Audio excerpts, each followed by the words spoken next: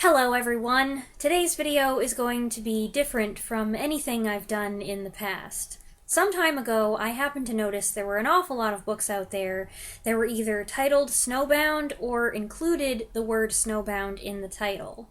This was intriguing to me. It's definitely a word that gets my attention.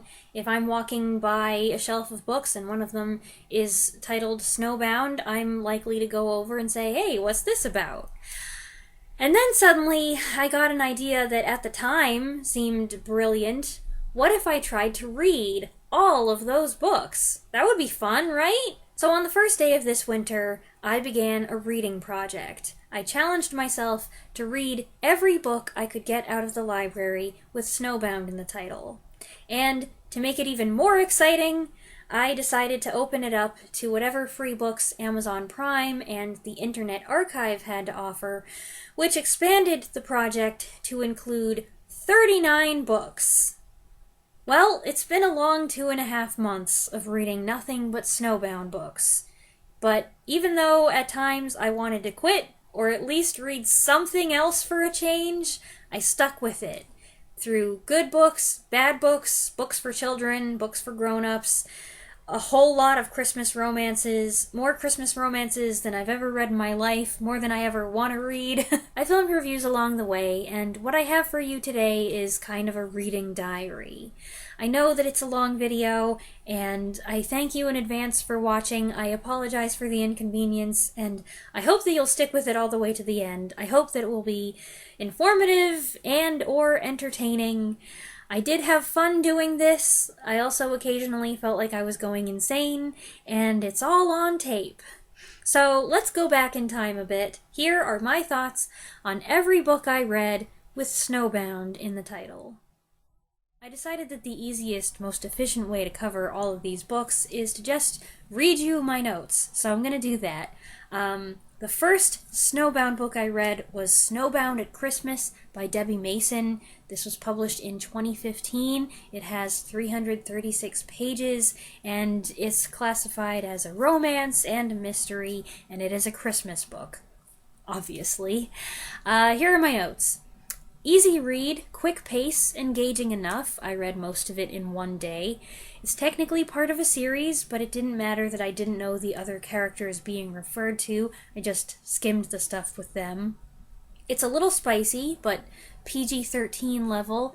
Actually, the author seemed to be all in on the spiciness, and then there'd be a sudden fade to black, which to anyone who was looking forward to spiciness might seem like a bait and switch. There were a lot of innuendos and thinly veiled allusions before and then after, but the writer suddenly decided to be modest and closed the door when the characters were actually...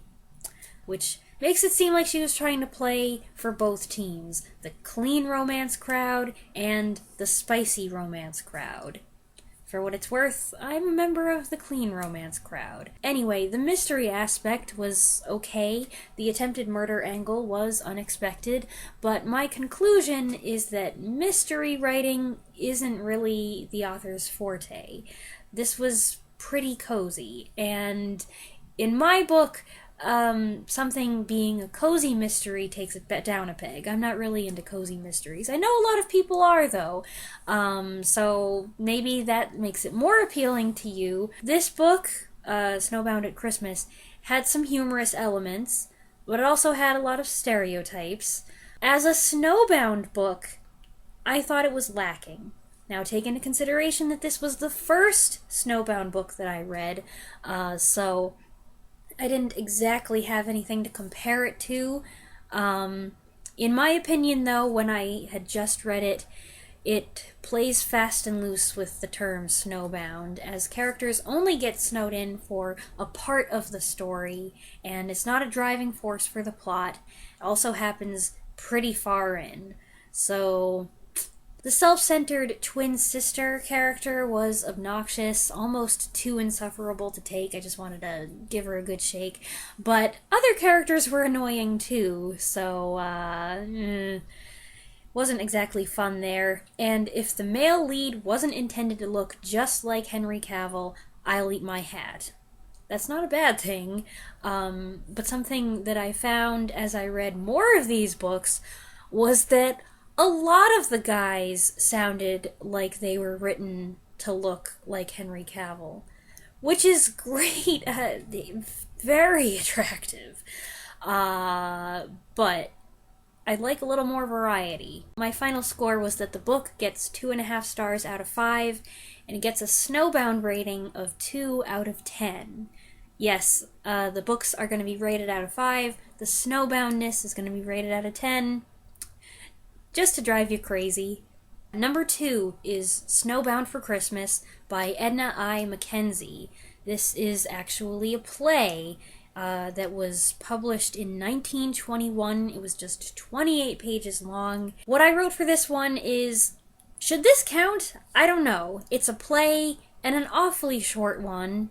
It's about a somewhat large family, and the parents weren't able to go out because they were tending to sick children, so they were not able to buy presents before a snowstorm hit, and they all got snowed in.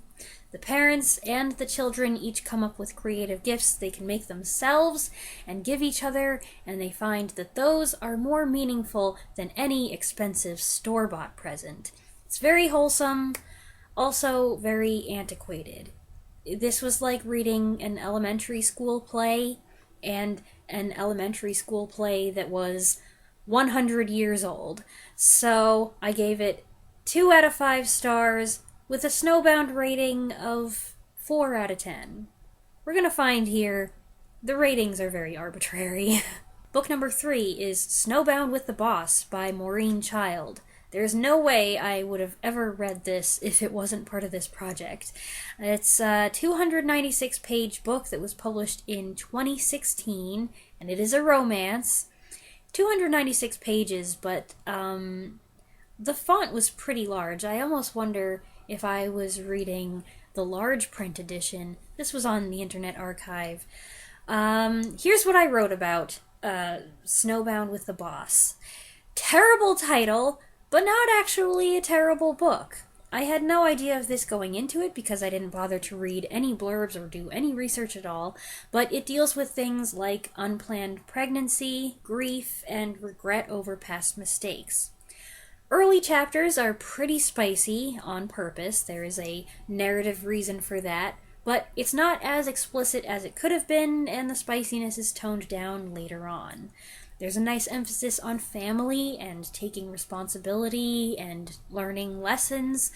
The relationship is kind of staunchly independent female versus overbearing alpha male, but neither character is particularly obnoxious, so I appreciated that.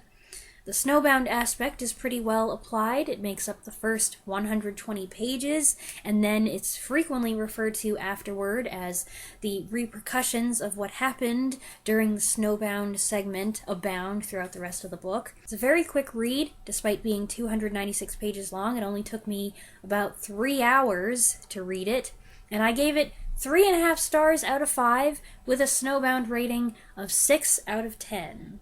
Book number 4 is The Moving Picture Girls Snowbound, or The Proof on the Film, by Laura Lee Hope.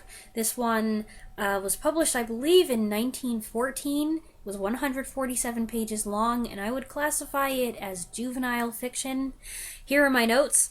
This book is part of a series about 2 teenage sisters named Ruth and Alice, whose father has throat issues and has become a silent film actor, leading the girls to get into the business as well. In this installment, the troupe travels from New York City to Deerfield, Massachusetts to film some wintry films, where they stay at a lodge and have all kinds of adventures and misadventures in the snow, while there's also a wicked man threatening their father with a lawsuit, and that's where a little mystery comes into it.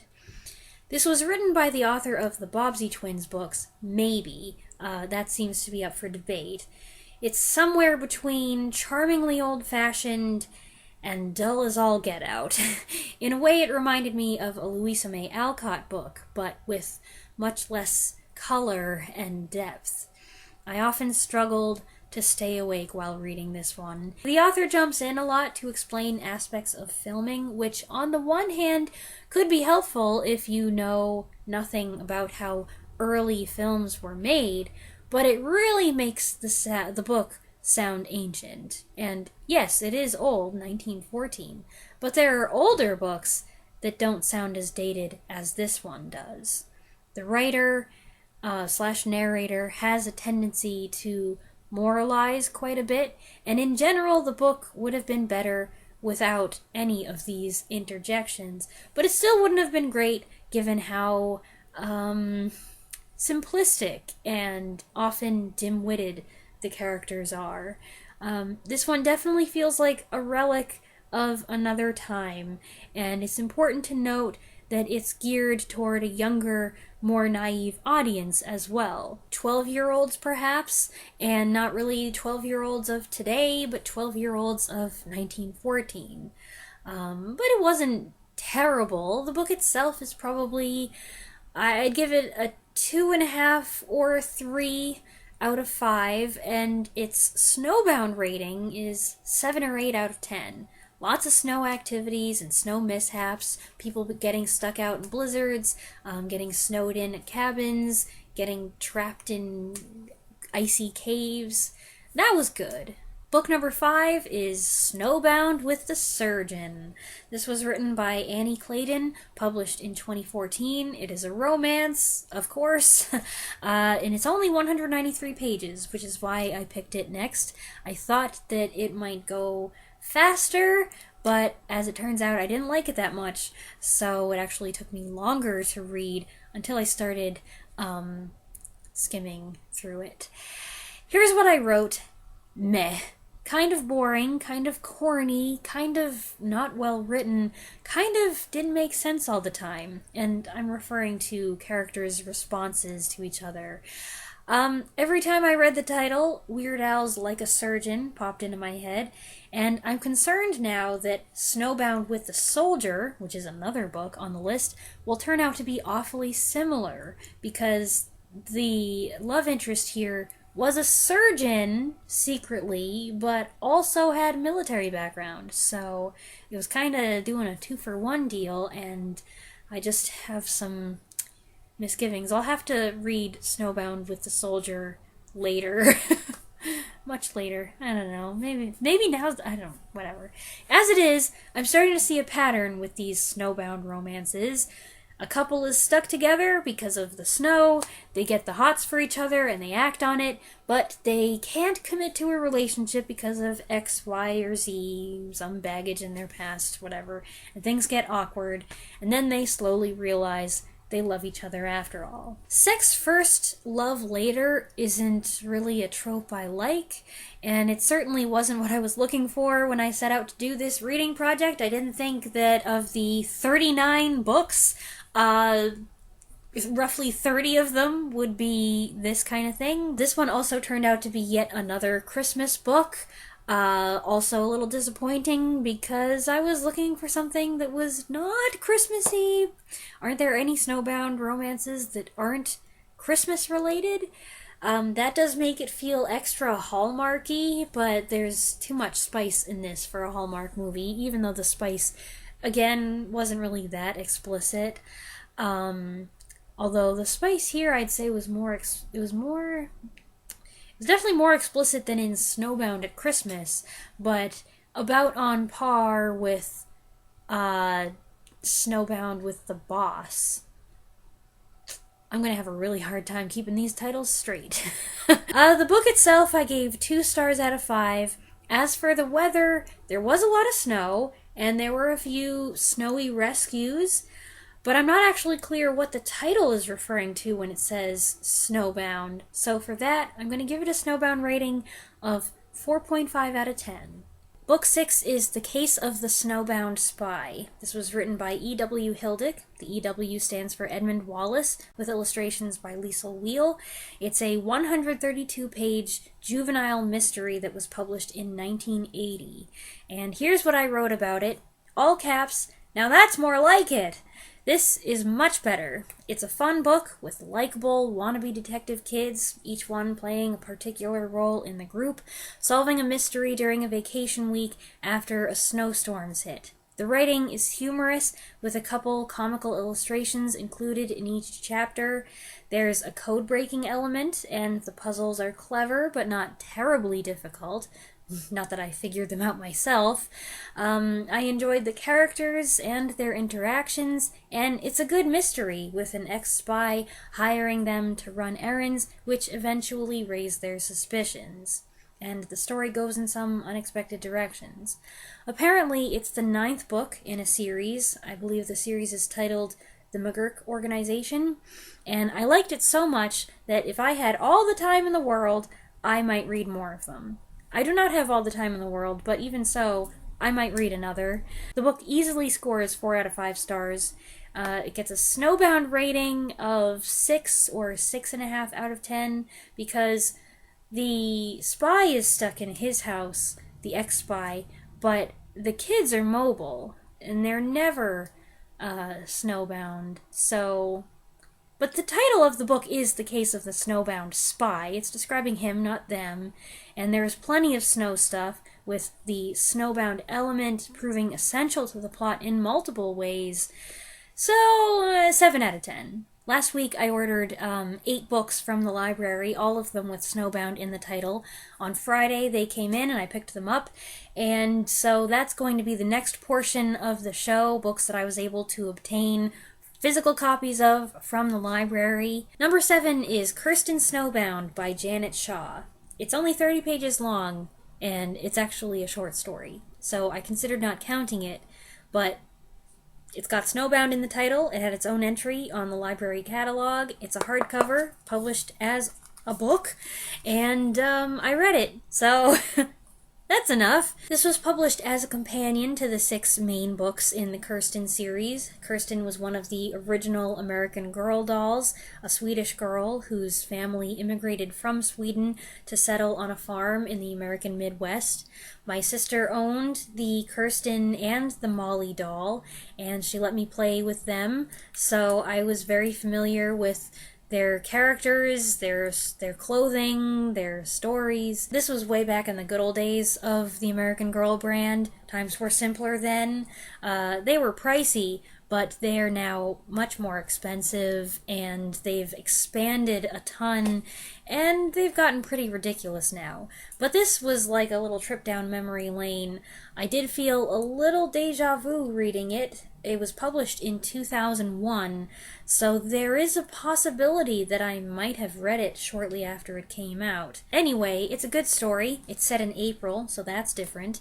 In sore need of foodstuffs while Papa's away at a logging camp, Mama and 2 others head into town, leaving the younger kids and the baby on the farm alone. They are more than capable of taking care of themselves for the day, but the situation changes when an unexpected blizzard hits and snows them in. This being set in 1854, the situation is much more dire than it is in, say, a contemporary romance.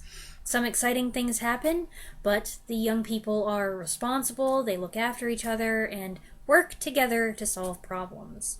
The book has some bonus material at the end about a real blizzard that hit in 1888, and then some fun activities you can do if you're a 10-year-old. The book, I would give a rating of 4 out of 5 stars. I give it a Snowbound rating of 8 or 9 out of 10. I'm only docking 1 point because it is so short. The 8th book that I picked up is Snowbound with His Innocent Temptation by Kathy Williams. This is 212 pages long, published in 2016. It is a Christmas romance. To begin with, and I sure hope that this goes without saying if you have watched this channel at all, I hate the cover.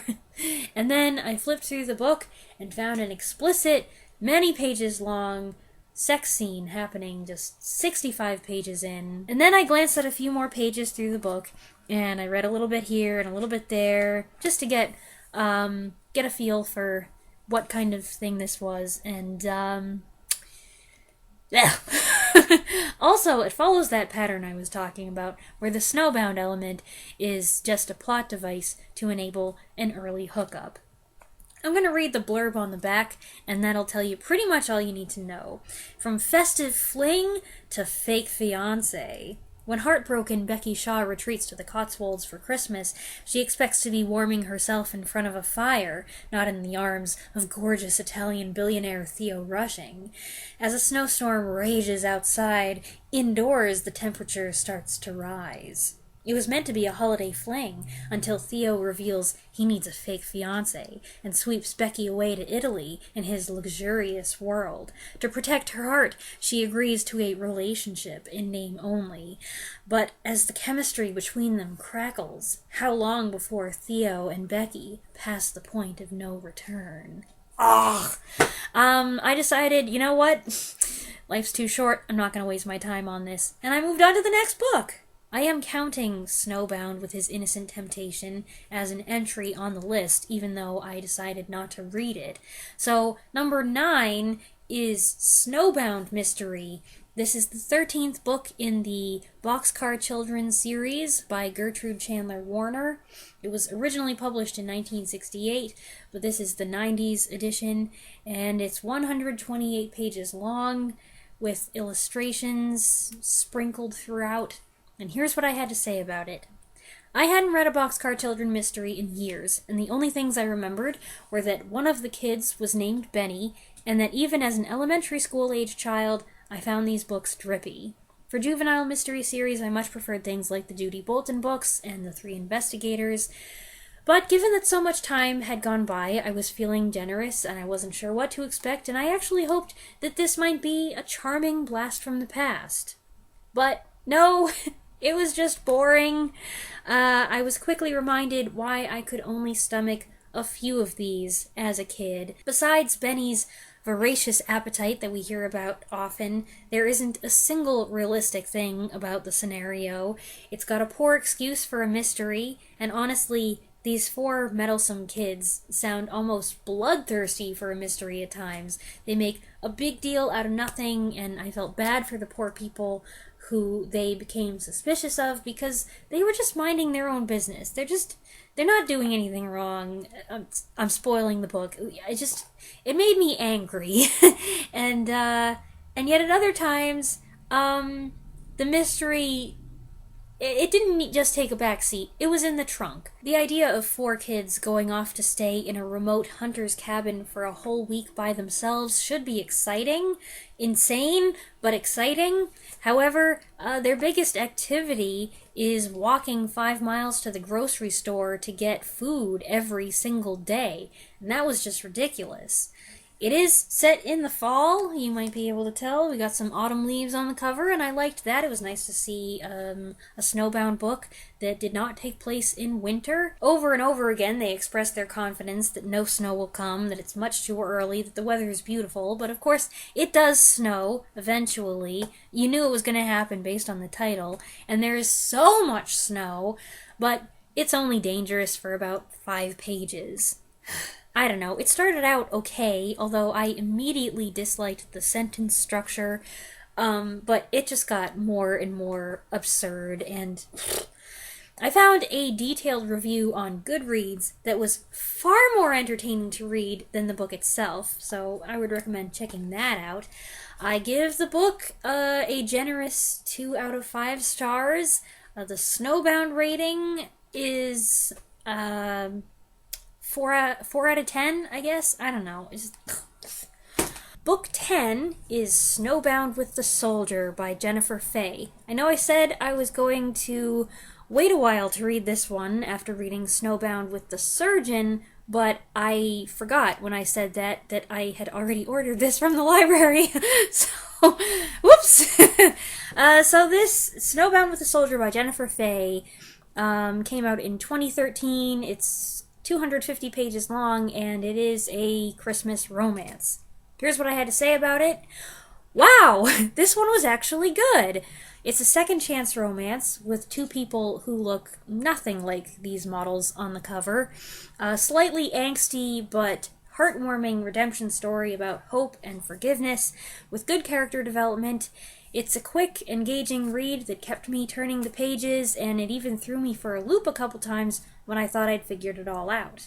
There's an exciting build-up to the snowbounding, I don't know what else to call it, and being stuck inside forces the estranged couple to communicate and begin to address their issues instead of just jumping into bed together. It is a little spicy, but not much. It can get a little corny at times and definitely has a Hallmark type ending, but it was a big improvement on some of the other romances on this list, so I gave it an overall rating of 4 out of 5 and a Snowbound rating of 6.5 out of 10. Book number 11 is Snowbound with Betsy by Carolyn Haywood. This is a 189-page kids book, a chapter book, published in 1962, and it does take place in the lead up to Christmas. It's not bad, but it may have been more enjoyable if I had limited myself to just 1 or 2 chapters at a time. This is one of a series. Betsy is a little girl who goes from one adventure to the next, sometimes with her friend Bobby, who has some of his own books, or her little sister Star. This one is primarily concerned with a big snowstorm that brings a mother and her 2 kids that were stranded on the highway to stay at Betsy's house for several days. For the most part, the book is about the kids' activities, which range from kind of dull to charming and humorous. They do spend an awful lot of time bickering, which I didn't find pleasant to read. I don't like listening to kids argue. I certainly don't want to read about it. And Betsy does fit the eldest child stereotype to a T. I much preferred the grown-up characters, especially Betsy's parents, over the kids themselves. And I appreciated that the adults were amused by their childish notions, but never seemed to act condescending. The book has vintage appeal and cute illustrations, so I give it a 2.5 or 3 out of 5, and a Snowbound rating of 7 or 7.5 out of 10, because we've got a lasting power outage, impassable roads, snowplows creating snowbanks that block driveways, stuff in freezers that's in danger of melting or spoiling, and strangers having to come to your house because of the snow. It's the whole shebang. Book number 12 is Snowbound, the tragic story of the Donner Party by David Lavender. This was published in 1996 and is 87 pages long. I wrote, "Here is an excellent overview of the horrible journey from beginning to end. The size of both the book and the font suggests that it's made for kids, and technically it is filed as juvenile nonfiction. However, there is no reason an adult couldn't read this. I read it, and I did not feel like it was talking down to me. The language isn't watered down, and neither is the material, though it doesn't linger on graphic details. The way the cannibalism is talked about is tasteful." I'm sorry, it's a terrible... It's so tacky. My brain was telling me, don't say it, but I couldn't resist. And the book does such a good job emphasizing that there's more to the story than that. I'm a terrible person. I've actually always wanted to read something about the Donner Party, but wasn't sure I had sufficient interest to read a lengthy book, so this more concise, accessible option was a good alternative. Plus, it's very well written and intense. I gave it a 5 out of 5.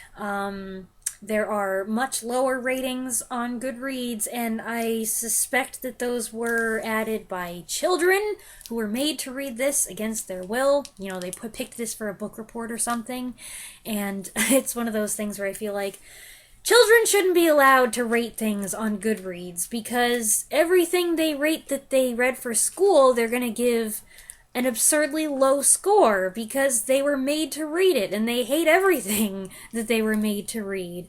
So it just skews the numbers. Anyway, that's a separate rant. I feel like I should go big with the Snowbound rating because it is the Donner Party after all, but the Snowbound part is more the climax of the book. On the other hand, though, this is worst case scenario stuff. This is like being snowbound on steroids. So, I don't know. 8 out of 10? Book number 13 is Snowbound Amish Survival by Mary Alford. It is 219 pages long, it is a romance and a thriller, and it came out just a year ago, January 2022. Here are my thoughts on it. I had high hopes for this one. I liked the cover, although why it depicts a pretty, colorful sunset during a snowstorm, I don't understand. And it promised to be a good, clean mix of suspense and romance. I was disappointed with the execution. It's about an Amish midwife who's tending to a pregnant friend when strange men show up at the house brandishing weapons and demanding she reveal the whereabouts of a previous patient. She gets away and seeks help from her ex-fiancé with whom she doesn't speak because of a family rift. What follows is one long chase scene, essentially, as the good guys dash from one place to another to get away from the bad guys. And it might have been a good read were the writing more sophisticated, less sophomoric. I thought, what was that? There's like screaming outside my window, yikes. I thought the romance was tedious, redundant, and predictable, and the author had an irritating habit of interrupting the action on every other page to say something about the character's past or their feelings. And the events of the story itself, the plot developments, were downright preposterous. It was exciting at first, and I kept saying, wow, I can't believe that just happened. But then it turned into, I can't believe that just happened. And the more of those things that came along, the more I just felt like, this is ridiculous, and I became divorced from the story. I also don't see why it had to be an Amish book set in Montana, except to appeal to a niche audience that has a particular fondness for Amish romances.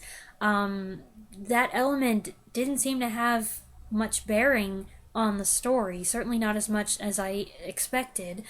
On the contrary, it actually made some of the events even more ridiculous. For example, the heroine knows nothing about how to drive, but she successfully speeds away from the bad guys in a blizzard.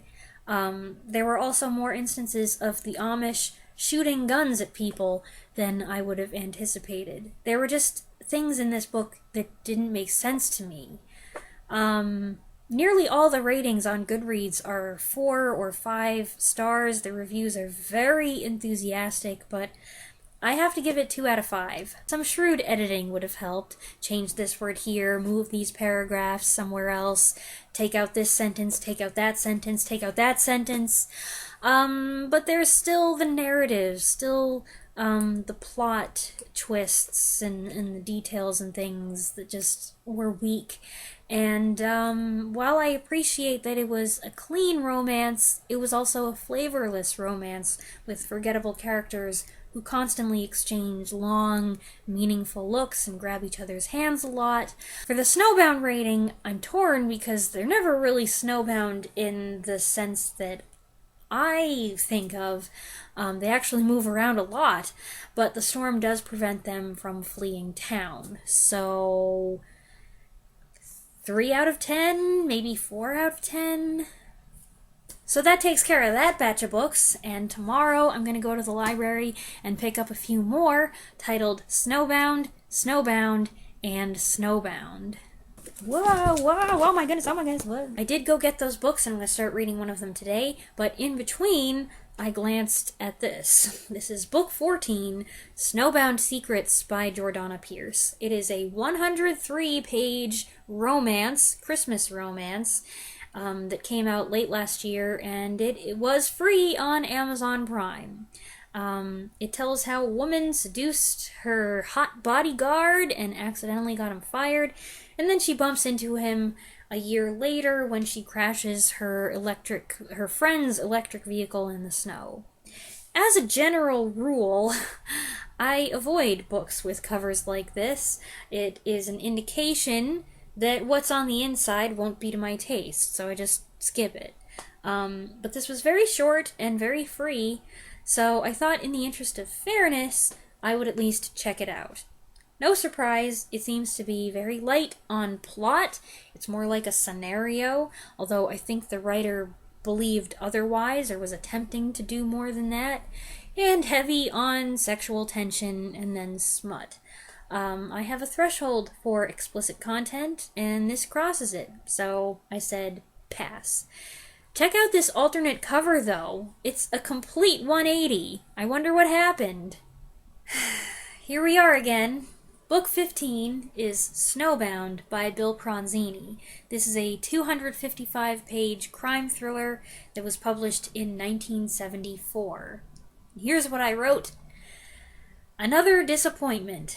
The premise was promising. As Christmas approaches, yeah, it's another Christmas one, the residents of a tiny Colorado ski resort town are unaware they're harboring a trio of criminals who have fled the scene of a botched robbery. When a blizzard triggers an avalanche that blocks the road in and out, the locals find themselves held hostage at the mercy of a psychopath. It sounds like a tense, scary thriller, and in a way, it was, but I would have enjoyed it, except I didn't like how Bill Pronzini told it. Sordid is the adjective that kept running through my mind. It just made me feel kind of It's full of unlikable characters who range from mildly annoying to downright despicable, and I think I would have been more invested in the outcome had there been at least a couple characters compelling enough to make me care about their survival. But while there were a couple people who were decent, I just didn't care that much about them. It also had some explicit scenes, which I neither wanted nor expected to read. So yeah. The bare bones of the story are okay. It was the execution and Pronzini's creative choices I disliked. So, I mean, I disliked it so much that I almost stopped reading it. I didn't, but I did start skimming and pretty much rushed through to the end just so that I could get it done. I don't know, it was just a distasteful reading experience, and I feel like right now I am not in the mood for distasteful reading experiences. So the book gets a 1.5 out of 1.5 or 2, I guess, out of 5 for me, because the writing was fine, mildly offensive at times, but, well, depending on who you are, you could find it very offensive. However, when it comes to a Snowbound rating, I must say the description of the avalanche was one of the best passages, and I also appreciate that given this nightmarish hostage situation, the title, Snowbound, has kind of a double meaning. So, it was a pretty well-written snowbounding and very effective. It had a lot to do with the story, so I gotta give it a Snowbound rating of 7.5, maybe even an 8 out of 10. And then we have this next one. Book 16 is Snowbound, written like this, Snowbound. I don't know if that's supposed to be a hidden meaning or something. This is not a bondage book. By Larissa Ione. I guess, I did not know this at the time, but she's quite a prolific writer of a certain kind of fiction. So this is book 16. It was published in, 2008.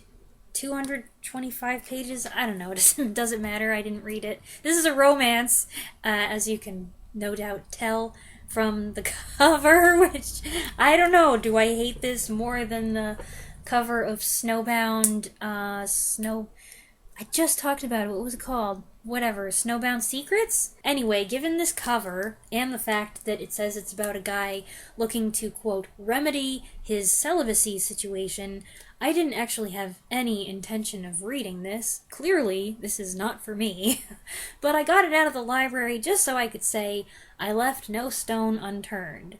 I flipped through it, I read a few pages here and there, enough to identify that, yep, it's erotica. It even has an explicit content warning on the back below the blurb. I don't think I've ever seen that before. That's probably because I don't read books like this. So yeah, no, it's a pass for me. And I've got to be honest right now, it's January 31st. I have read 14 books, passed on 2, and I'm not quite halfway through this list, and I feel a little burnt out. I have one more book from this library batch. This is Snowbound by Richard S. Wheeler, and it just looks really boring, and I don't feel like reading it. Can I quit? I'm too far in to quit now. But, oh, my stomach's growling. Maybe it'll turn out to be awesome. I don't know. I will read it. I just feel a little tired right now. And there have been several books in the last month that I felt like, oh, I'd really like to read that right now. Oh, I could do that. Oh. But no! I have to force myself to continue. Here I am again, about a week later, with Book 17, Snowbound by Richard S. Wheeler, 302 pages, published in 2010. And here's what I have to say. I would like to extend my sincerest apologies to Richard S. Wheeler. I judged his book unfairly. Thank goodness I gave it a try and then pressed on past the first couple chapters, because this turned out to be right up my alley and one of my favorites so far. Told from a variety of perspectives, it describes an ill-fated westward expedition in 1848 led by the Pathfinder, disgraced Army Colonel, and national hero John Charles Fremont, who's determined to find a rail route to San Francisco along the 38th parallel, even though everyone says it's a bad idea. This is described as a biographical novel. Wheeler himself owns that what he's written is largely speculative and open to dispute. But he did his research, and lets facts speak for themselves, for the most part, without inserting his own theories into the narrative.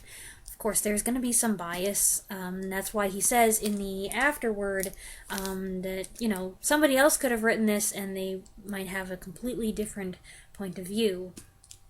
Initially, the way it was written seemed kind of strange, and I took an instant dislike to the central character, but before bailing and moving on to the next book, I skimmed some reviews on Goodreads and was persuaded to keep going, and I'm glad I did, because this turned out to be an engrossing, thought-provoking read. It's a great survival thriller, which made for an interesting follow-up to the Donner Party book, and because adversity tends to reveal men's true natures, it's got a lot of character analysis as well. John Charles Fremont, who I admit I was not familiar with before, is something of a historical enigma, idolized by those who loved him, viewed as a reckless madman or an unfeeling egotist by others. Wheeler doesn't try to solve the mystery, and I think that's wise. Considering we're dealing with a real person, I would feel uncomfortable if he went too far, since Fremont can't defend himself, can't say, hey, you're slandering me. But it does make it a more interesting read if you view him as an antagonist who thinks he's the hero. So, the book gets a 4.5 out of 5 from me. And as for the snowbounding, that was a huge part of it all the way through. That part was very well done. So the book is aptly, if simply, titled, and it gets a snowbound score of 8.5 or maybe even 9 out of 10. Honestly, I don't know what would get a book a 10 out of 10. I didn't think that through. But this is as close to being a 10 as you can get, I guess. What would be a 10? Okay, here we go. Book number 18 is Aunt Dimity Snowbound by Nancy Atherton. This is the 9th book, I believe, in the Aunt Dimity mystery series. That's not the first book we've had that was number 9 in a series. This book was published in 2004, and it is 226 pages, and here's what I had to say about it. This wasn't really for me. There's barely more than a whisper of mystery for a good chunk, and then when it finally does arrive, 125 pages in, it amounts to a treasure hunt. Where's the dead body? I found myself asking in dismay. This mystery is more akin to something the Boxcar Children would be trying to solve, and you know how I feel about them. But I had other issues as well. Number one, I didn't think much of the protagonist. She's a mother of 4-year-old twin boys, but she seems surprisingly immature and overdramatic. Doesn't help that another character actually calls her out on her childishness. Number two, I didn't like the cavalier attitude about her wandering eye. The target audience, I'm thinking middle-aged women, would be mad if the situation was reversed and it was the husband snowed in with a flirtatious, attractive young woman. So the standard shouldn't be any different for the wife. And it's even worse because she admits that this, oops, I forgot I was married, thing happens with some frequency. If the author wanted to have a little spicy tension in each book, she shouldn't have chosen to write about a happily married protagonist. Not that you can't have a spicy married couple. The husband here is little more than an afterthought and a plot convenience, as is Aunt Dimity.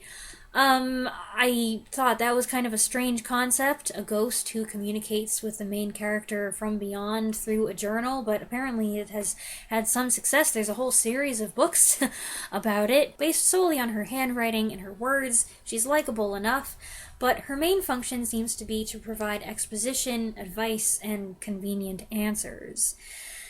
I like my mysteries to be mentally stimulating, and this book felt like it underestimated the reader's intelligence, and it made me kind of mad. But I guess if you're looking for a fluffy mystery that's light on crime, this is the kind of thing you read.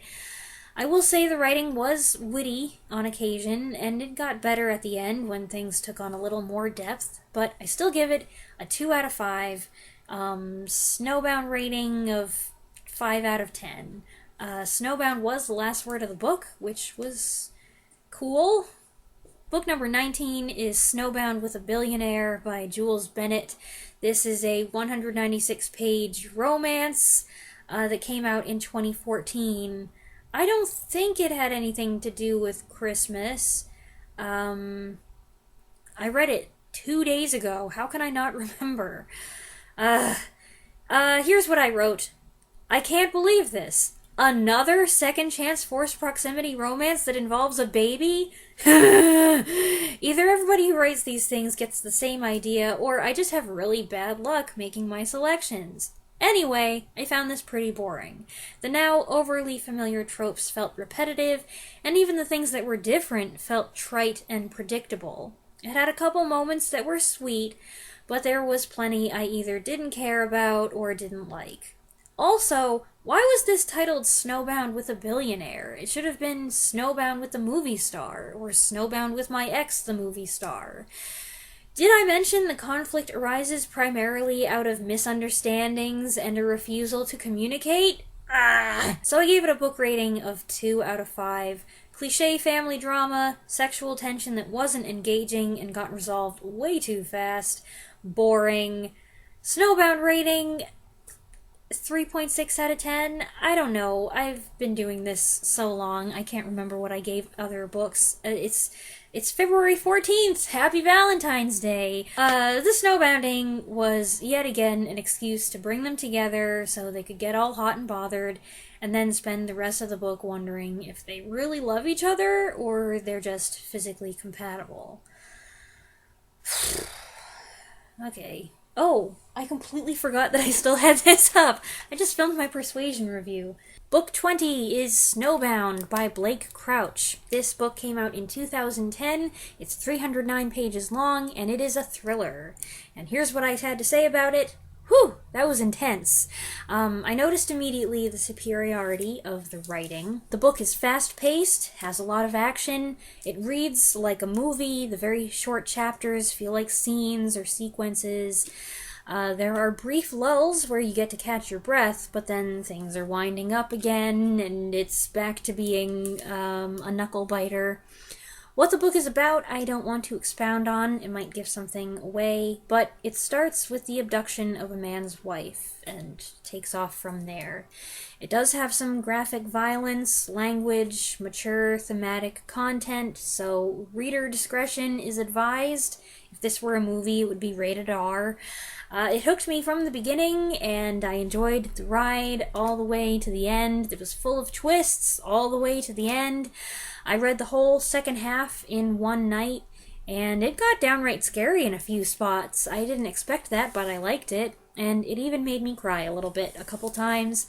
So this was a good one. I'm very pleased. So I'm going to give it a book rating of 4.5 out of 5.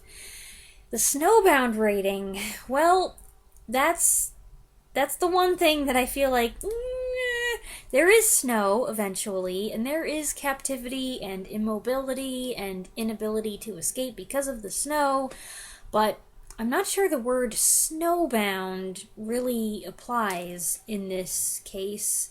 A different word or title might have been more accurate. So, if I'm being truly honest, I've got to give it a 2.8 out of 10.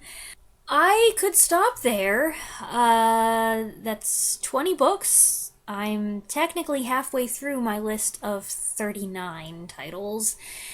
But if I went back to what I originally said I was going to do, which was read all the books with Snowbound in the title that I can get out of the library, this would be it.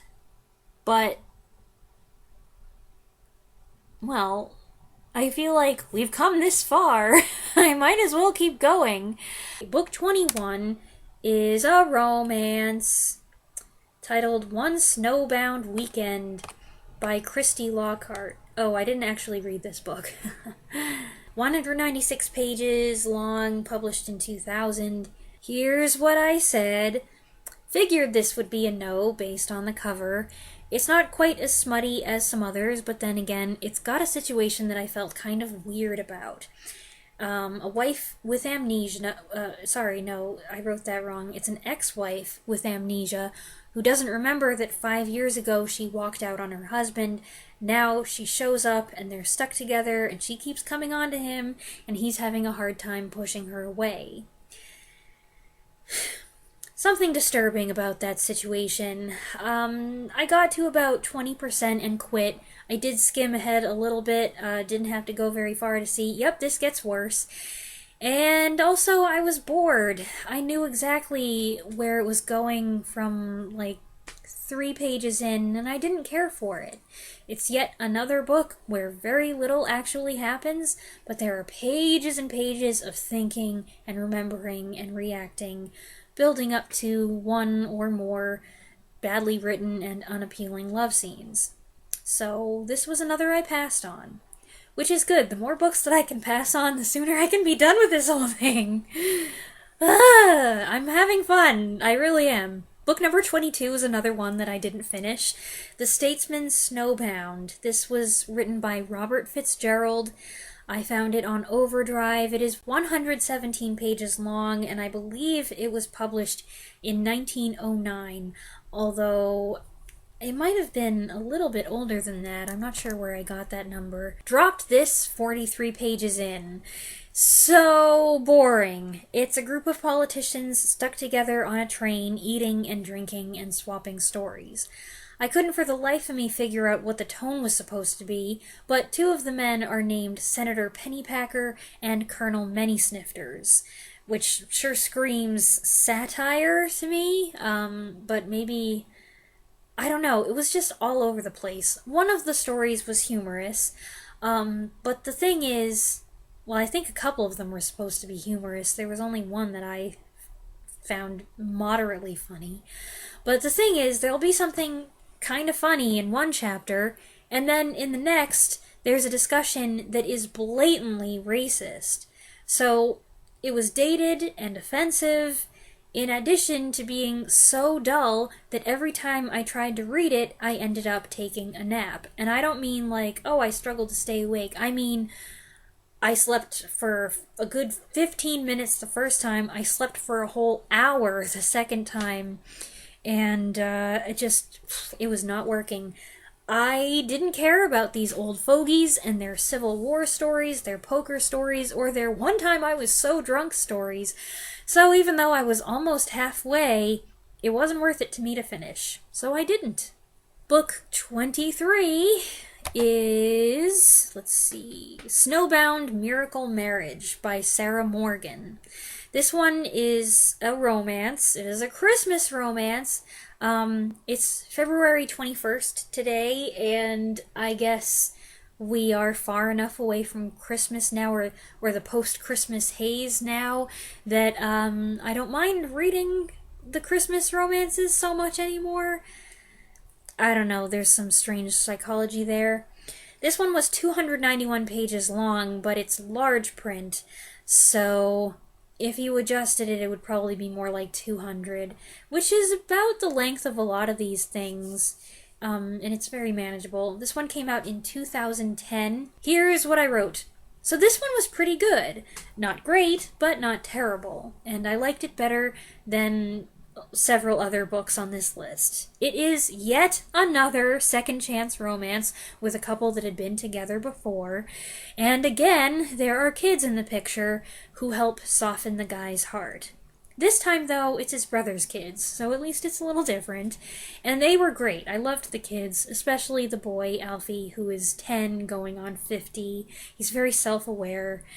The hospital stuff was actually interesting, with dialogue that was both entertaining to read and convincing, like the author either knew what she was talking about, or she did some research so that her characters would sound like real professionals. On a side note, I can't believe how many of these books have heroes who are doctors.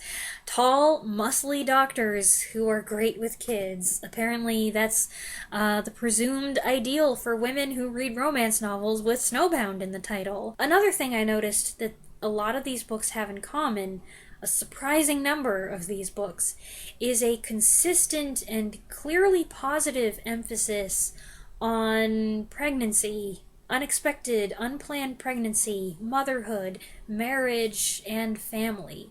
And I do like that. I guess my expectations for the world are very low. Maybe it's because these books are all a little bit older. They were not written in the last 5 years or so. I am pleasantly surprised and even moved by the pro-life emphasis that I have found here. It's actually pretty encouraging. There were a couple things I didn't like so much. It does get spicy in a couple spots, and it's not super spicy, but there was one scene, my issue with it wasn't so much the spiciness factor, it was that it was happening at all. I just felt like, don't do this. This is not a good idea. But the main problems I had were that, number one, the hero is the moody, jealous, possessive type. The number of interactions they have where he is almost in a rage because she was talking to another guy, and the fact it's an issue that goes unresolved, I think dates the book. Nowadays, he would more likely be labeled as problematic or toxic.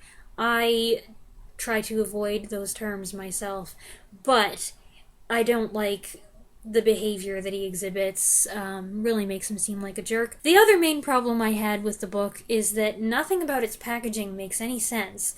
The title, Snowbound Miracle Marriage, what is that? It's a terrible title. There are no weddings in this book. Not even an epilogue with a wedding. Still, I give the book a 3 out of 5 because I did enjoy it. I did think it was pretty well written, and it was a very fast read. And I give it a Snowbound rating of 1 out of 10, possibly even a 0 if I can do that. Nobody is snowbound in this book. Did people just pick this title out of a hat? I don't know. Nobody gets snowbound. They do get a few inches of snow here and there, but it doesn't disrupt life. Nobody's trapped anywhere. Nobody's forced to be with someone else because of a storm, so it's a total misnomer. But other than that, I liked the book. Hello, it is the last day of February, and I have officially entered Blitz mode. I am trying to go through as many books as I can, as fast as I can, while still actually reading them so that I can give an opinion on them. I'm going out of my mind, so that's great. This is kind of like when I did that free 3-month trial of Kindle Unlimited, and there were days that went by when I didn't read anything, and then suddenly I had like 2 weeks left, and I was like, I have 2 series that I want to finish, and they were long series, and I just started like plowing through them, and then in the last 24 hours I was like, I can read 5 books, right? I don't want that to happen to me again, but here we are! I think it's gonna happen. Could I move my deadline forward? Absolutely. I could do whatever I want. But I don't want to do that. That's capitulating. That's weak. And while I may not be a super strong person physically, there are some commitments that I feel like, nope, gotta stick to that. I know myself, and if I do that, if I just adjust the rules, then I'll just fritter away my time doing something else, and I need the deadline to make sure I get this done. That's just how it operates. So I don't want to hear anybody being like, why did you do this to yourself? This is completely unnecessary. You don't need to be stressing out. No, I need the stress. Anyway, let's get on with this, because I'm wasting precious time talking to you. I could be reading right now. Book 24 is Snowbound with a Stranger by Patricia Keeson. This one is 324 pages long, but it's large print. It was published in 2015, it is a romance, and it takes place at Christmas. Here's what I wrote. On the one hand, this was cute. On the other, cute wasn't what I was expecting. Based on the title and the cover, I got a creepy vibe. Snowbound with a Stranger. Ooh. And I thought I had seen it marked as a thriller. I don't know what happened there. It's a romance, 100%. A clean one. And it was nice to encounter something sweet for a change. But this was too much. Very fluffy. The writing is so simplistic that if you told me it was written by a teenager, I would believe you. I'm not trying to knock on teenagers. There are teenagers who can write very well, but I felt like I was reading a girl's fantasy. The detachment from reality was so strong. This book is astonishingly light on substance. There's nothing mysterious or ominous about the stranger in question. Okay, so there's like a couple thoughts about, oh, he could be an axe murderer, but he's a good-looking guy with glasses, which is different, who's basically an overgrown puppy dog. His enthusiasm and sense of fun is charming in a way, but after a while I found him tiring and childish and irritating. The heroine wasn't mature either, though, so they weren't a bad match. She has an annoying but relatable tendency to second-guess everything, misread situations, say the wrong thing, and make impulsive decisions she regrets. The first half, where they're snowed in together, is half her being confused about her feelings and wondering if this attraction she feels is just a rebound from her cheating ex. The other half is them playing all kinds of games to amuse each other in between rummaging for food and, of course, cuddling to stay warm. Now, maybe I'm just being too sophisticated and intellectual, but I thought these two sounded like a couple of 12-year-olds. There's nothing wrong with being silly and having fun together and laughing and being kind of goofy, but I have a threshold for that kind of thing, I guess. There's nothing wrong with playing games. Board games, 20 questions, I Spy, that stuff, and being youthful and having a good time together like that. That's actually desirable. But when your book has more in common with Snowbound with Betsy, which was written for and about actual children, than anything else on this list, I find that odd. I give it a 2.5 out of 5. It was interesting enough to keep me reading, and it is cute, harmless, likable fluff. And sometimes you need fluff, but sometimes you're just not in the mood for it. Snowbound rating, I'm gonna say, is 7 out of 10. They really are snowbound, and that circumstance dominates the first half of the book, with food, water, heat, etc. a serious issue. Book 25. This one, buckle your seatbelts, folks. Book 25 is Snowbound Weekend by Amy Lauren, which is a pseudonym for Joan Hole. This book is only 177 pages long, but I read it on the Internet Archive as part of a twofer. It was published in 1994, and it is a romance. Here's what I wrote, and I will try my best to capture the emotions I was feeling when I wrote it 2 days ago. Ugh, this made me so angry. A girl goes on a ski trip, but a snowstorm forces everybody on the bus to stay at a motel instead. There, she meets a guy who drove past them on the highway in a fancy car, who had an attractive hand. Okay, first impressions weren't great. The cover is super cheesy, and from the first sentence I could tell this writer was a little too fond of adjectives. Then I had some confusion over which man was the love interest. The guy in line in front of her being a jerk, like an enemies to lovers kind of thing? Nope, never mind. The bus driver? Oh, okay, that's unexpected, but he seems nice. Nope, not him. It's the guy with the hand. I should have known. I give the book props for making me wonder for a couple chapters, but then it turned into a seduction book, and oh my goodness, I'm not sure I can articulate how much I ended up hating this, but I will give it my best shot. I came to find the way the guy treated the girl here absolutely repulsive. Red flags up the wazoo. He's condescending, gives her orders, changes moods on a dime, acts possessive when they've known each other for all of 20 minutes, treats her like a child, chides and belittles her for having moral standards and not wanting to just jump into bed with a stranger, yet he is determined to seduce her himself and keeps manipulating her into coming on board with it, ignoring her repeated protests. I'm not sure how many times she said no, but she said it multiple times. It should only have taken one time, but she just kept on going. Ugh! By the end, I lost track of all the insulting things he called her, and he never apologized, never expressed remorse. I got so mad that I wanted to hurl my Kindle at the wall. The only reason I finished it was because I needed to find out if this poor girl was foolish enough to stay with him after he treated her like this.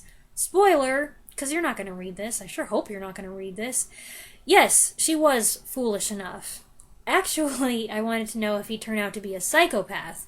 Would the author have the guts and self-awareness to say, yes, he really is that creepy?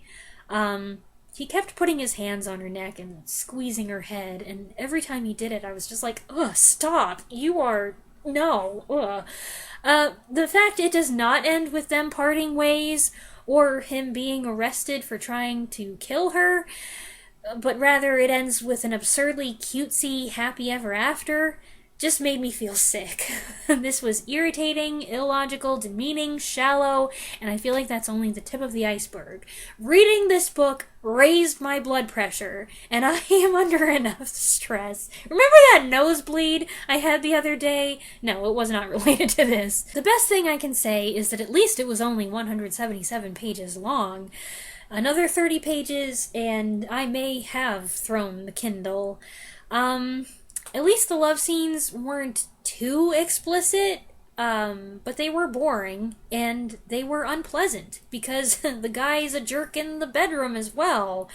I suppose it's kind of a matter of taste here, whether or not you're gonna find him a jerk, whether or not you're gonna read these scenes and be like, ugh.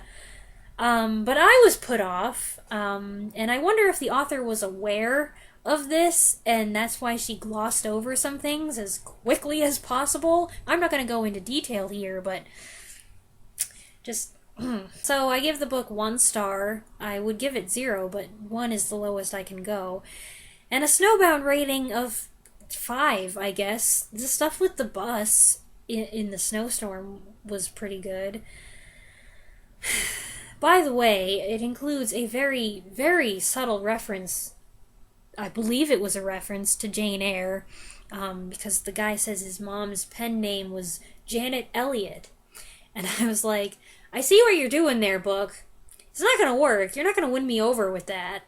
Following that, I kind of needed a palate cleanser, and fortunately I got one with book number 26, Snowbound in the Earl's Castle by Fiona Harper.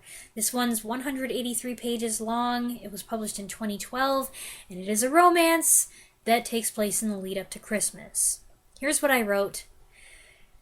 A nice, calm, relatively clean romance. The subject matter was kind of unusual. It involves a young American woman sent by her grandmother to evaluate an old stained glass window at a castle in England. She ends up snowed in there with the Duke and his grandson, the titular Earl. It's definitely a unique setup for a love story. I completely lost my voice doing that last one. The characters were few, but likable, the setting interesting, and the romance appealing. In different hands, it could have been a more frustrating read, with lead characters being moody and tempestuous, blowing hot and cold with each other, and obsessing over the reasons they can't be together, all the while yearning for each other for pages and pages and pages. I'm not saying there wasn't some of that, but it wasn't up and down like a roller coaster, and it took long enough to develop so that the relationship drama didn't drag on forever and become tedious. Our hero was hot too, so that was nice. I pictured a blue-eyed, clean-shaven Ben Barnes, but maybe that's because just before I started reading this, I happened to have watched some videos of Ben Barnes singing. Did you know he could sing? I didn't, but he's got an awesome voice. You should check out his cover of I Heard It Through the Grapevine that he did with, what's their name? Scary Pockets? You know, the people who do funk covers of things. Very good. Anyway, this is yet another tall, handsome guy with dark hair that's not long, but just grown out enough to touch the top of his collar, which is a very attractive picture. I dig it.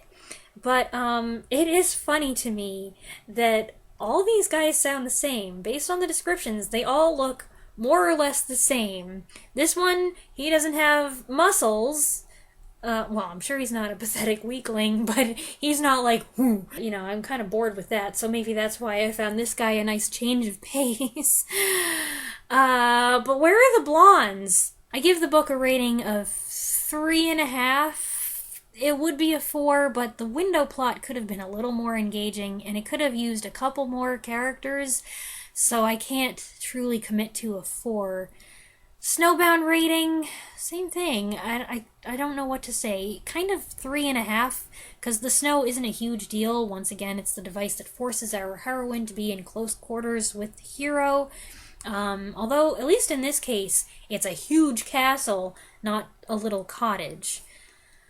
So there's that. With book 27, I went back to Overdrive, although I'm sure that you can find this on the Internet Archive. It is in public domain. It's a Project Gutenberg publication. The Banner Boy Scouts Snowbound, or A Tour on Skates and Ice Boats by George A. Warren. This one's 143 pages long, published, I believe, in 1916, and it is juvenile fiction. Here's what I wrote. I was right that this would be akin to the Moving Picture Girls Snowbound, but this was a more engaging read. It focuses on 10 Boy Scouts who go off to stay at a cabin in the forest and end up snowbound there.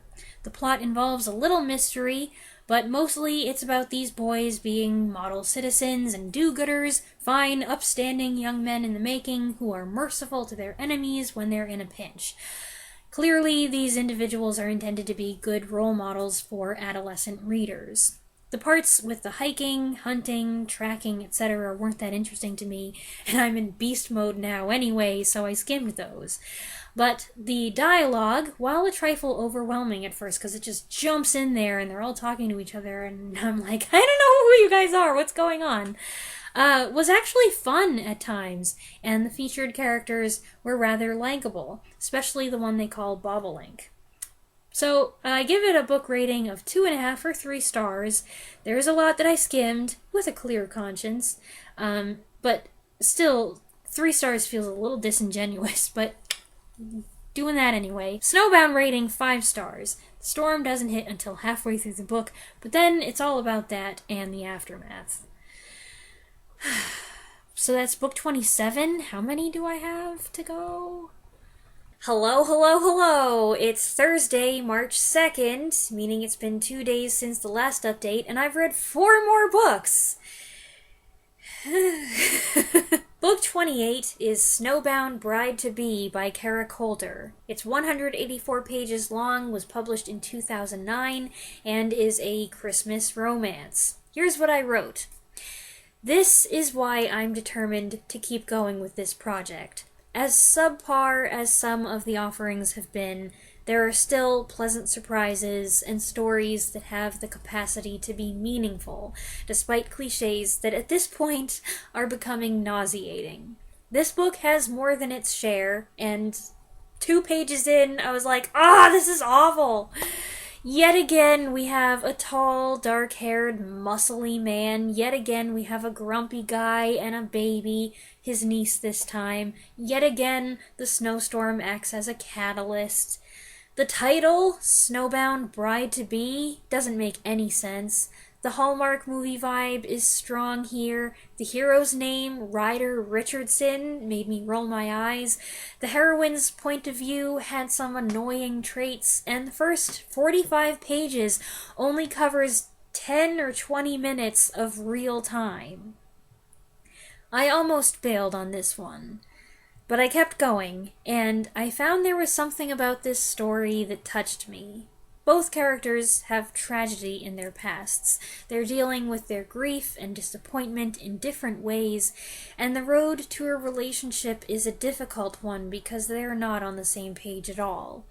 Like others here, it is long on introspection, short on plot, but I liked how the material was handled this time. Characters' emotions and responses made sense, and the interactions with secondary characters were enjoyable, even though those characters weren't that developed.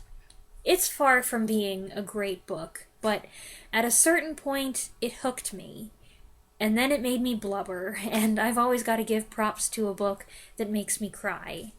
I'm giving this 3 out of 5 stars, with a Snowbound rating of 7. They are stuck at this little Christmas-themed inn for several days, no way out, no power, big cleanup required, followed by wintry activities like snowmobiling, snowball fights, and ice skating. So I was actually pretty pleased with how they did the snowbounding, and 7 seems fair.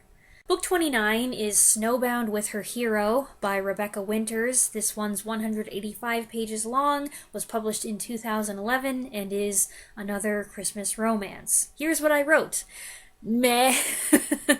Dull writing, characters I never connected with, and a situation that was a tough sell for me. A single mother is in love with her dead husband's brother, who's in love with her, and is closer to her son than the dead husband ever was, but she thinks the relationship can't happen. I didn't feel totally comfortable with this plot. Plus, I never got into the story and was pretty bored by the whole thing. Also, the author seemed to go out of her way to make sure the reader knows what the guy is wearing at all times. I'm talking about color, material, texture. It all sounded very expensive, but it just, more than that, it was an odd attention to detail on that one point. Is it because he's a Frenchman? I don't know. Book rating. I give it a 2 out of 5 because I didn't hate it. I felt kind of weird about it, but I didn't hate it. Snowbound rating. I don't know. When did they get snowbound? Did I miss it? I was reading pretty fast, but not that fast. There were mentions of a storm coming, and there was snow. There was a lot of ski talk, because she and her husband were Olympic ski champions, and the brother-in-law is a mountain climber, and they have a family skiing business. A little skating happened in the background as well, but if anyone was ever snowbound, it went over my head! Book 30 is the Grammar Schoolboys Snowbound, or Dick and Company at Winter Sports by H. Irving Hancock. This one's 180 pages long, was published in 1911, and it's juvenile fiction. This is a lot like the Banner Boy Scouts Snowbound, and I mean a lot. Some of the similarities are downright uncanny, like the writers used the same blueprint. There's a stranger in town doing bad things, there's an older boy who tries to cause trouble, there's a remote cabin that the group is allowed to stay in as a reward for doing something good. They get snowed in there, they end up solving a mystery and catching the bad guy. Loads of repetition. For whatever reason, I enjoyed this one less than the Boy Scout book, which came out 5 years later. Let's be fair, maybe this one suffered because I read it so soon after reading the other. It's been, 4 days?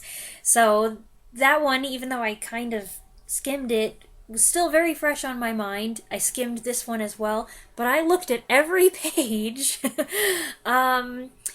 I just didn't think it was as entertaining.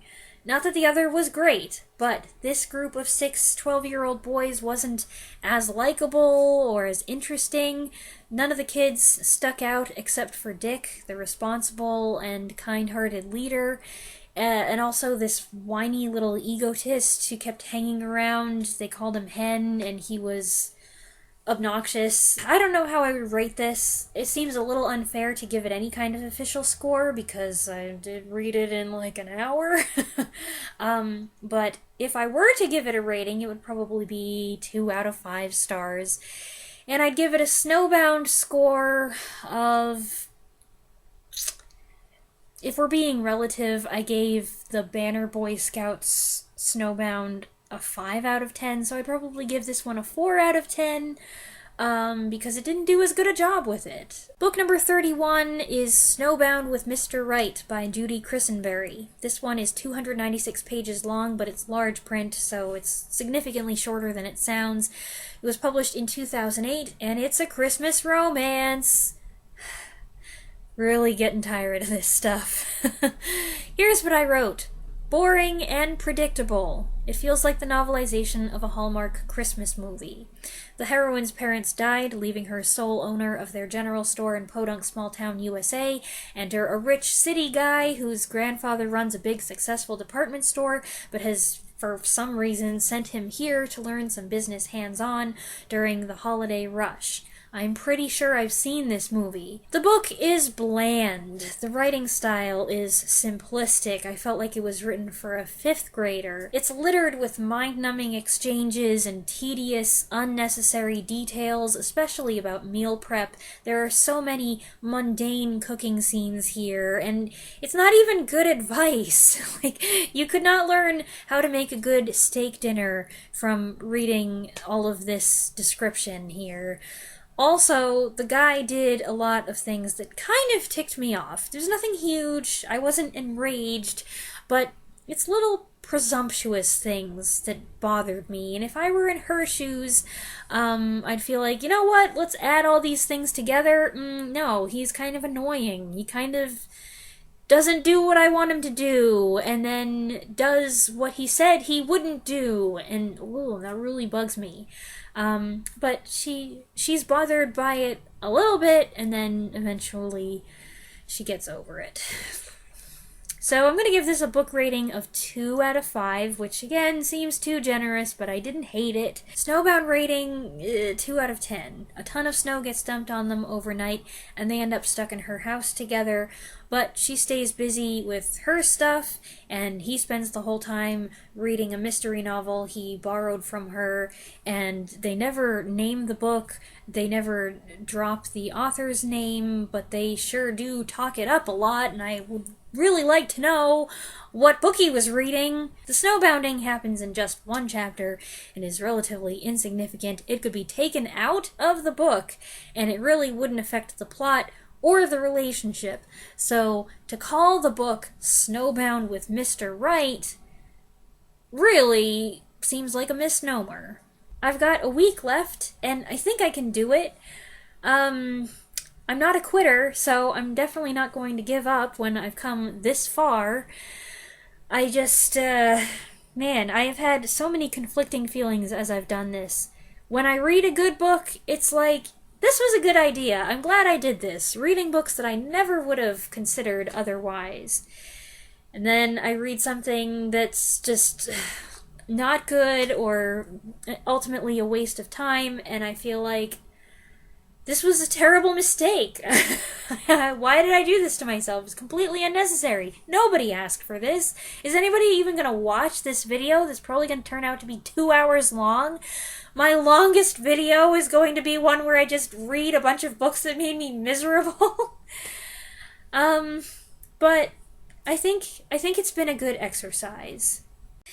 It's Tuesday, March 7th, and I'm doing okay. I think we're on track. I think we're gonna make it. Book 32 is Snowbound in Hidden Valley by Holly Wilson. This one's 156 pages long, was published in 1957, and it is juvenile fiction. Here's what I wrote. We have another winner! Set in Michigan, a red-headed girl makes a friendly gesture to her Chippewa classmate to the dismay of her snobby BFF. The combined calamities of a fire and a snowstorm lead to her being snowed in with the girl's family for many days, while some in the town begin to suspect them of causing the fire. There is a little bit of a mystery here about who really started the fire and who's going to get in trouble for it, but not much. The focus is more on the blossoming friendship, where the main character confronts her own prejudices and learns about the Chippewa tribe, its traditions, and way of life. I really enjoyed this. The writing is very good, more mature than in several of the adult books here, although the book is intended for a youthful audience. The characters are endearing, the adventures are fun, more intense scenes are smoothly handled, and the message is important. Both girls learning not to judge someone based on skin color, appearance, or different culture. It gets bonus points for referring to Eight Cousins by Louisa May Alcott. The girl does an oral book report on it, and I was like, I read that! I loved that book! So, Snowbound in Hidden Valley gets 4 out of 5 stars, easily. And for a Snowbound rating, it gets 8.5 or 9 out of 10. For the bulk of the story, it's storming, and she's stuck there with this big family, and the place is blocked off with no one getting out or coming in for over a week. There's even a snowbounding within the snowbounding, so I was quite pleased. Book 33 is Snowbound with Dr. Delectable by Susan Carlyle. This one's 190 pages long, was published in 2013, and is a Christmas romance. With such a title, I figured this would lean toward the ridiculous, but I kind of looked forward to it because of that, hoping it might have a cheeky, self-deprecating sense of humor. It didn't. In a way, this was much more serious than advertised, and I give the book props for dealing with some deeper issues. But I was pretty bored. Maybe it's because this is the second book I've read in a week where skiing plays a prominent part, and while skiing might be thrilling to do, it's not that interesting to read about. Or maybe it's because the romance to me was kind of ho-hum. She's an Iraqi war vet dealing with trauma while working as an EMT. He's a former ski champ who suffered a career-ending injury and became a doctor, and that's fine. The book makes a fair effort to handle their personal issues. But the power struggle between the two medical professionals, each one fighting to be the head honcho on this emergency response team, was irksome to me. It didn't impress me that this was going on when there's serious stuff at stake. And then the romantic part of it, which is insta-lust turning to something more serious, just felt mediocre. The leads didn't make much of an impression, and the spicy parts were cliché. I don't know. In a way, I feel almost apologetic, because it's not the book's fault. It's coming near the end of a long line of similar novels. Maybe I've become numb at this point, but I just didn't think this was very good. For the book rating, I give it a 2 out of 5. I will say the parts where they're helping people who have had ski accidents were interesting. There was one where the guy's femur was broken and sticking up, and I was like, whoo, wow, we're getting real. Snowbound rating 1 out of 10. There is snow, and the guy is obligated to stay on the mountain, but it's because he's subbing for another doctor. Snow has nothing to do with it, and nobody's ever snowbound, so the title is misleading in more ways than one. So much for Snowbound with Dr. Delectable. I really was looking forward to this in like a goofy way. Like, I kept telling my mom, oh, what should I read? Should I read Snowbound with Dr. Delectable next? So I'm pretty disappointed that it wasn't funnier. Book 34 is Snowbound Surprise for the Billionaire by Michelle Douglas. This one's 190 pages long, was published in 2014, and it is a Christmas romance, and it's not to be confused with Snowbound with a Billionaire by Jules Bennett, which was book number 19. Here's what I wrote about this one. I'm going to call this another diamond in the rough. Ignore the title, it doesn't fit at all, which makes me wonder, who's naming these books? Seriously. But this is one of the best romances I've read on this project. The setting is refreshingly different. We go from a cattle ranch in New South Wales to Munich, Germany, gussied up for Christmas. The lead characters have thoroughly developed character arcs. They're likable people who have fun banter, but also lengthy, meaningful conversations. The scenario isn't just a catalyst for a love story. The business plotline is as compelling as the romance. Who'da thunk? There is a lot of physical attraction, and it gets a little bit spicy, but for the most part, it's clean. There weren't a lot of other characters, but the few there were made a solid impression, and this was a redemptive story, which you know I'm kind of a sucker for. A lot of these books could claim to have redemptive arcs, I suppose, but some of them are more gratifying than others, and for whatever reason, this one felt more genuine. The writing was good, it was immersive, with descriptions that could have been an advertisement for a lovely holiday vacation in Munich.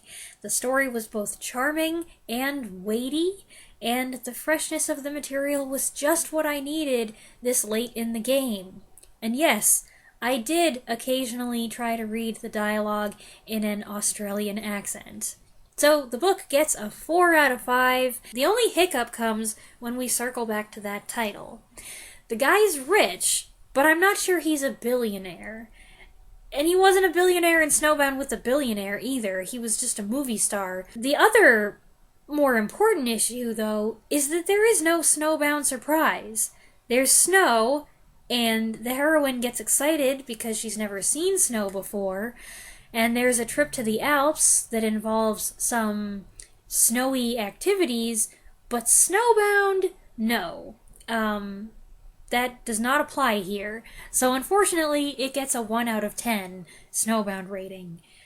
It got me to read the book, though, so I guess I should be grateful that someone at Mills and Boon was a little bit off their rocker and insisted on mistitling a whole bunch of books. Book 35 is The Corner House Girls Snowbound by Grace Brooks Hill. This was free on Amazon. It's 108 pages long and was published in 1919, and it is juvenile fiction, and it does have Christmas take place within the narrative.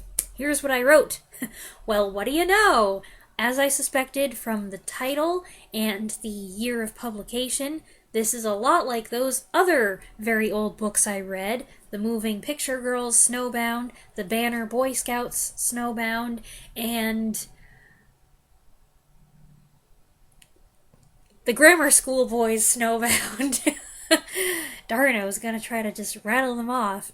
That was the one I read most recently, too! Like them, this one is part of a series, and it's got an antiquated charm. It's not tremendously exciting, and it has an outrageously predictable mystery plot involving 2 runaway children, but there were some fun moments and decent adventures. The dialogue even scored a few laughs from me. There's a kids say the darndest things aspect here that I enjoyed. The youngest girl has a tendency to use the wrong word or misunderstand what things mean, and that was fun. The Corner House girls are 4 orphaned sisters, and it mainly focuses on them, along with their friends of various ages, their legal guardian, their Scottish housekeeper, and so on. So there's a little bit more of a mix of characters than in the other ones. Well, the Moving Picture girls had a variety, but the other two, they're mostly just boys being boys. So I give this one a book rating of 2 or 3 out of 5. I liked it well enough, but I also was racing to get through it. It was not so good that I was like, whoa, let's slow down and really relish this one. Snowbound rating, 3.5 or 4 out of 10. That part doesn't come until, well, actually, I think they're snowbound very early in the book. They're stuck at home. But then the true snowbounding doesn't come until relatively late in the book. But it is the climactic event. Not super exciting, but not bad either. Now I've got to go finish book 36. I'll be back in a little bit. Okay, book 36 is Her Snowbound Hero by Ivy James. This one was free on Amazon with Amazon Prime. It's 266 pages long and was published in 2019. And, of course, it's a romance. Here's what I just wrote down. I have mixed feelings about this. It's got good character development and seemed to have more layers and complexity, maybe because it's one of the only ones here that has a subplot with a second couple. It's yet another story that involves an unplanned pregnancy. The heroine wrecks her car in a storm and is freaking out because she's stuck in the snow in the mountains having premature contractions, and then this wonderful guy shows up to rescue her. It also has an angle I've noticed in several of these romances, whether they involve a child or not, where a character has a deadbeat parent and is determined not to be like them and terrified of making the same mistakes. It's just odd to me that with 39 different books, that has turned out to be a recurring theme. I liked this to a point, but I didn't enjoy the second half as much. The hero is already in a relationship, has been for 3 years, and everyone's pressuring him to propose. Along comes this young, unattached, expectant mother, and he's attracted to her and develops feelings for her. There's your conflict. The thing is, as you might expect, the situation leads to some dubious, dishonorable behavior. And it's frustrating because I think it could have been avoided. It's so obvious that the pre-existing relationship is dead. Both parties are just going through the motions because of everyone's expectations. I can understand that. I know that that happens in real life, but I always find it maddening, whether it's a real-life couple or a fictional couple. The thing where they each secretly want someone else but refuse to confront the issue because they don't want to be mean and they don't want to hurt the other person's feelings bugged me the longer it dragged on. But then the way he starts interacting with the pregnant woman, while still insisting he loves and is going to marry his girlfriend, really bothered me. It wasn't gentlemanly, and there was a definite point where he lost me. Now, at the beginning, the author says she has a clean, more wholesome version of the story printed under another name titled Small Town Scandal. I don't know that I've ever heard of an author doing this before, having 2 names, 2 publications of the same story, just, oh, this is the clean version. It seems a little bit, I don't know, disingenuous? It's the same story, but you're making double the profit. That said, I bet I would like this alternate version better, because the way things play out here, to me, the hero started being kind of a jerk to both women. And that had a big effect on my response. And I'm sure the clean version handles some things differently. My feeling about the book isn't entirely negative, but I do have kind of a bad taste in my mouth. So, the book I'm going to give 3 out of 5 stars. It started out a 4, but it declined for me. Its snowbound rating is 4 out of 10. She's kind of snowbound in her car at the beginning, and then he ends up taking her home after being in the hospital because the motels are all full. Of course, because the storm came in and everybody needed to get off the roads. So he brings her home and they end up snowbound there for a couple of days.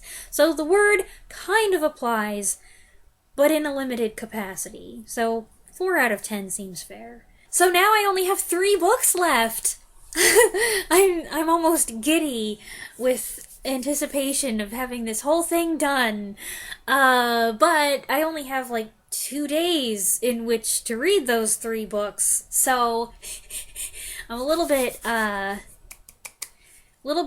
yeah, whatever. I think I can do it. I just don't know how much attention I'm gonna give 2 of those books. The 3rd one is one I've been saving for the end, and I know I like it because I've read it before, and I don't want to just rush through it, so this is tricky. But it'll be fine. It'll all be fine. Oof. It's Thursday. I made it. I read the last 3 books in the last 48 hours, and I didn't die. It's been kind of crazy, but, you know, it wasn't the whirlwind I feared it would be. Things worked out. Maybe I just did a really good job not procrastinating, using my time wisely, taking advantage of every moment. But I was able to read these 3 books, was able to take my time, it felt leisurely, I was able to enjoy them, and I'm really happy! Book 37 is Snowbound with the Bodyguard by Carla Cassidy. The copy of this that's on the Internet Archive is 436 pages long, but it's a 2-in-1 deal. Really, this book is 230 pages long, and it was published in 2014. It is a romance, but also a thriller. Here's what I wrote. Aha! I knew one of these was supposed to be a thriller. I must have gotten this and Snowbound with a Stranger mixed up when I first made my list. Here we have a very good mix of romance and suspense as a young woman with a little baby, yep, that's right, another one, flees in terror from the man who fathered her child. A snowstorm hits when she tries to make her escape, forcing her to seek refuge with a stranger who runs a protection service. The first few pages of this were a little clunky, but the subject matter pulled me in and helped me overlook any initial literary shortcomings. It's an intense story that kept me on edge. I appreciated that the book stayed focused on its plot instead of letting it become an afterthought while the hero and heroine make googly eyes at each other. The depiction of the villain may have been a bit over the top, maybe a shade cartoonish at times, but that didn't make the protagonist's situation any less harrowing in my eyes. The book does have mature subject matter. There are a couple romantic scenes that veer into somewhat explicit territory, but it also deals heavily with a sexual assault. The baby, which is super cute by the way, is not just the result of an unplanned pregnancy, but of a horrific circumstance where someone was taken advantage of by an authority figure. Yet she never holds this against the baby, loving him with all her heart and doing whatever it takes to keep and protect him. I give the book 3.5 or 4 out of 5 stars. I really liked the story and certain themes and things. It was just that sometimes the writing was a little weaker than it could have been. And it earns a Snowbound rating of 7 out of 10. There are 2 storms that have a significant effect on the characters' decisions and actions. Heavy snowfall is what brings the couple together, but it also drives the plot forward. It's there in the beginning, and then again at the end, which made for a really thrilling climax. 7 out of 10 seems too low. 8? I don't know. This Snowbound rating thing is just a mess. Book 38 is Snowbound in Dry Creek by Janet Tronstad. This one's 208 pages long, it was published in 2008, and it's a Christmas romance. It seems so appropriate to throw in one last Christmas romance at the end. Here is what I had to say about this one. I cannot express how relieved and grateful I am that this project has turned out this way. It had its ups and downs, and there were quite a few downs along the way, but I hoped it would end on a high note. I had no way of knowing. Every book that I started, I didn't know, is this going to be good or is this going to be bad? Is this going to be torture for me to get through? But here we are. I thoroughly enjoyed this book. So much that even though part of me was eyeing the clock and fretting over the hours I had left to finish, I didn't skim it, I didn't speed read it. I had low expectations. The cover art made this look like a kid's book, so I was anticipating something like another Snowbound with Betsy. But this is a Christian romance where, due to a bizarre circumstance, a rodeo star passing through a remote Montana town ends up having to play Santa while delivering mail and gets snowed in with an impoverished widow and her 2 young children. This was very charming. We're not talking exquisite literature here, but the dialogue was entertaining. I chuckled a number of times, and the kids were adorable, as was the way the cowboy interacted with them.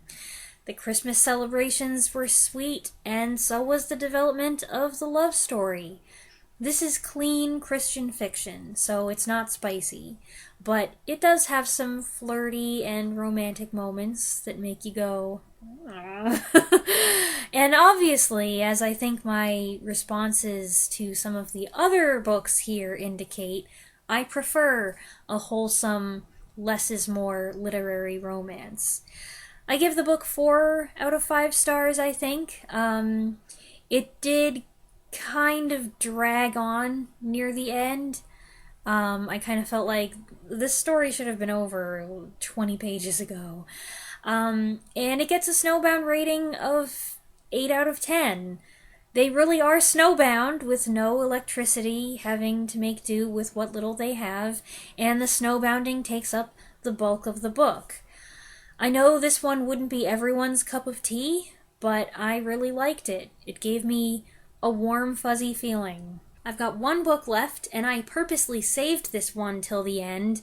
I had read this book years ago, and I had it in mind when I started this whole thing, and I was looking forward to revisiting it. But apparently at some point in the last 20 years, the libraries around here decided they didn't need it anymore and discarded all of their copies. And I was so disappointed that I said, bother it all, I'm going to get my own copy. I like having books that I loved as a kid in my personal collection, so I snagged a previously loved copy for $5, and it's money well spent in my opinion. Book 39 is Snowbound, Babysitter's Club Super Special Number 7 by Anne M. Martin. This book is 227 pages long. It was published in 1991, and it's juvenile fiction. I would say it's kind of a thriller. It takes place in the lead up to Christmas, and it's not a romance, but some of the girls have boyfriends, so it kind of ticks most of the boxes here. I admit I was a little worried that this might not be as good as I remembered. That happens sometimes. But, you know, young me had pretty good taste at least as far as some things were concerned. The year that I read this, I think, was the same year that I first read Mrs. Frisbee and the Rats of Nim, which is still one of my top 10 favorite books ever.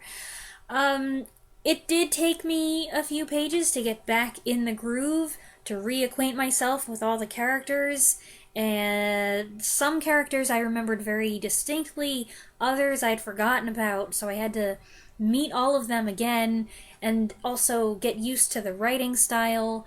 But this was a wonderful nostalgia trip. The funny thing about the Babysitter's Club books is that when you're a kid reading them, all of the girls seem so grown up. And then you read the books as an adult, and you realize they're just 13 years old, a couple of them are only 11, they're just children themselves, and it's a little strange. After several promises of severe winter weather fail to deliver, everyone in town is shocked when it actually does snow, and snows intensely, causing predicaments for all 7 of the babysitters. There are certain things in this book that have always stuck with me, especially Stacy, the diabetic one, getting stranded in a car with her mom. That was terrifying when I was a kid, and it's still terrifying to think about now. I've also always remembered Dawn at the airport all night. I still remember these scenes vividly when I hear certain similar news stories, and that tells you what an impression this book made on me when I read it as a kid. I think I read it 2 times, maybe even 3 times. The book is humorous and tense, and I dare say I was as amped up reading it now as I was the first time I read it 20 years ago. So, I'm going to give it 4 or maybe even 4.5 out of 5 stars. Maybe that's excessive, but I enjoy the variety of scenarios and personalities, even the variety in the handwriting. I had forgotten about this. Each chapter is told from a different perspective, with each girl telling her story in her own unique voice, and there's a little blurb at the beginning where the girls have written something in their own handwriting, and some of it was kind of hard to read, especially with my tired eyes, but it was fun. And the Snowbound rating, I'm gonna go 9 out of 10. Maybe that's kind of biased, but the snowbounding is what this book is all about. It's driving to it, and then it happens, and it's the focus through and through. Each character needs to contend with a different, difficult situation, and this is like being snowbound 7 times over. So it just seems like the perfect way to end this project. And now I'm done. I can't believe it. I can't believe I read all those books. Ah! I can't believe I really did it. If you made it this far, I appreciate you sticking around. Like I said 2 hours ago, I hope you got something out of this, whether it's a couple book recommendations or a laugh. I do apologize for the wonky scoring system. If I could go back, that's probably the biggest thing I would change. There should have been more 10 out of 10 Snowbound ratings. I wish I could revise some of my scores, but the problem is that I didn't have a clear idea of what would merit a 10 out of 10 going into it. So then I was too stingy with them. So that scoring system is bonkers and really doesn't make any sense. Well, it makes a little bit of sense, but it's not perfect. You may wonder if at any point during this journey I found myself snowbound. The answer is no, I did not. I think there were only 3 or 4 times when I was reading one of these books and it was snowing outside, which is a little disappointing. I did have a vision in my head of reading these books and it was snowing outside, like being in a snow globe, and it would be very cozy and charming, and that really didn't come to pass, but I'm not sad about that fact. I have been snowbound before. Being snowbound at home was not really a big deal. I'm at home, I have plenty of things to entertain myself. The only worry is if the power goes out, but fortunately I haven't had any really bad situations like that. I have been in a snowbound predicament once in my life, though, where I was far from home, stuck in a hotel room for several days, and that was awful. It was not the cozy, romantic, charming experience that you read about in a lot of these books. It was memorable, but it was miserable. I wasn't alone, I was with my parents, but it was not a good experience. The good thing is that for the most part, I did enjoy doing this project. It was invigorating, I got to read some really different stuff, and I think I liked a majority of the books, which is probably why, even though this project was exhausting, I strained my eyes at times and broke my brain at others, I do feel a glimmer of interest in doing something like this again. Not now, not now, but sometime in the future. I wouldn't be surprised if I do another one of these. But next time, I would do it on a much smaller scale.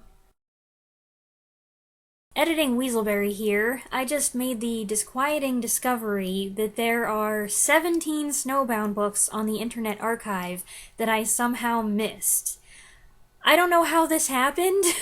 Either they were added in the last 2 or 3 months, or, you know, when I put my list together, I had COVID. I wasn't aware of it, but I was sick, and maybe I can put the blame on that. This does take some of the wind out of my sails, but, you know, I still read a lot of books in a pretty short period of time, and I'm satisfied with that. I'm just not gonna dwell on this too much, or else I'll feel so deflated. Maybe someday I'll do a part 2. Thanks for tuning in to this long video. I really appreciate it, and I hope you enjoyed it. If you have any thoughts you'd like to share, go ahead and do so in the comments below. I'd love to hear them, and I'll see you next time. Thanks for watching.